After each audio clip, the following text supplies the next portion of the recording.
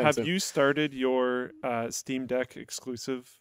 I haven't. I'm not going to do that until after I do the review because I want the switch to the Steam Deck to be on final software. And final is a very funny word in this case. But that's fair enough, though. Yeah, I want to have the customer experience release software using exclusively the Steam Deck for a month. Yeah, that's my goal. Sure.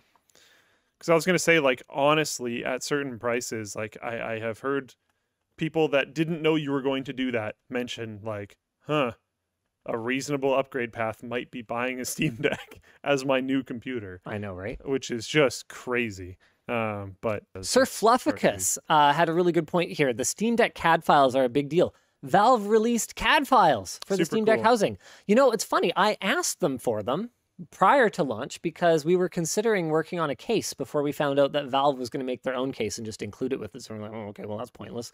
But we were going to do a case that would like fit inside the backpack for the Steam Deck. Oh, okay. I think the Steam Deck's going to be just such a game changer. They're going to sell so freaking many of these things. Anyway. If they can make enough. Yeah, well, that's a thing. So I actually asked them, I was like, hey, can we get the file? Can we either get an earlier one, so that we can start working on this, or can you send us the file so we can 3D print it? And they just were like, no. And then they never mentioned it again. And then suddenly they just dropped the CAD files, which is amazing. So that means that basically anyone, at least I think, can use those to develop accessories for the Steam Deck or their own personal little 3D printed case. Say, for example, full-size SSD adapter doodad-a-majig. Because there's so much space. Like, it's thick on the sides, but it's actually quite skinny in the middle. So if you made a new back piece, right? You wouldn't even really notice. That had like a little you gotta dodge the carve buttons. out for it. You gotta dodge the buttons, but that'd be super awesome. Yeah. Right? Yeah. Cosmos says, everyone I talk to thinks it's overhyped. It won't be a game changer. It's just a handheld gaming device. I guess by that logic, the Nintendo Switch wasn't a game changer. It was just a handheld gaming device, right? Yeah, who cares? Yeah, how many Nintendo Switches did they move? Zelda, I think it was like dozens. Was it dozens, I think? It's at least a few dozen. Total Switch sales. Sorry. Hold on. I got to run some numbers here. Calculator. Here, let me just do it. How many dozens is this? Divided by 12. Okay, so it was 7,583,333 dozens. That's a few dozens. That's a few dozens. That's a few dozen Switches. And not only that, but look at this sales curve. It's barely even flattening. Handheld gaming is a thing, ladies and gentlemen. Kind of epic. And what's so cool about the Steam Deck is the library. A, it's enormous, and B, it's cheap. Yeah. It's so cheap. How much does it cost to buy a game on the Switch compared to the Steam Deck? In a lot of cases, double, triple even. Yeah. It's ridiculous. Even the same games. And here's the coolest thing. Moore's Law might be dead, but there are other laws. And computers are definitely still getting faster. So at the rate that Nintendo iterates, which is slow, conceivably, we could see new Steam Decks year over year with spec improvements that, right now, okay, you're right. Battery life, bit of a fly in the ointment, unless you're playing pretty casual games. Over time, I expect that to improve. I am freaking excited because it's going to be an extremely big deal. There.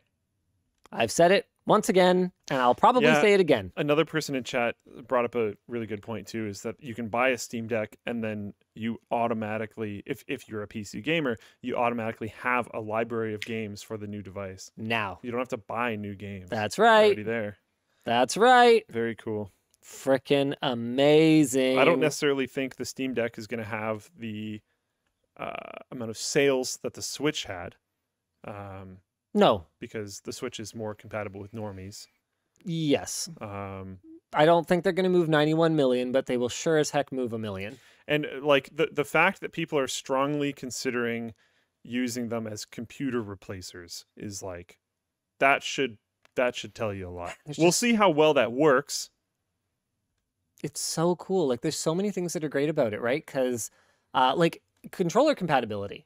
Oh, yeah. Literally, anything with a Bluetooth connection. I'm sure Valve's going to be working on. Whereas Nintendo's like, you may only use our expensive controller that's not even that great.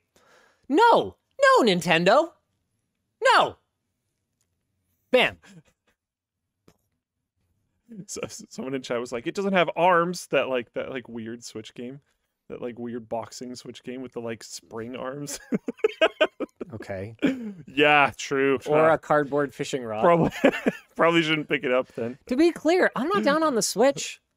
I think he was just joking. I got a Switch. Love the Switch. Yeah, Switch is great. It's certainly lighter and smaller, and it runs Nintendo games, which is absolutely a benefit. I picked up Ring Fit Adventure for the kids. It's cool. My daughters were couch potatoes. Like, my son he's super, I don't know where he got it from. He's like super athletic.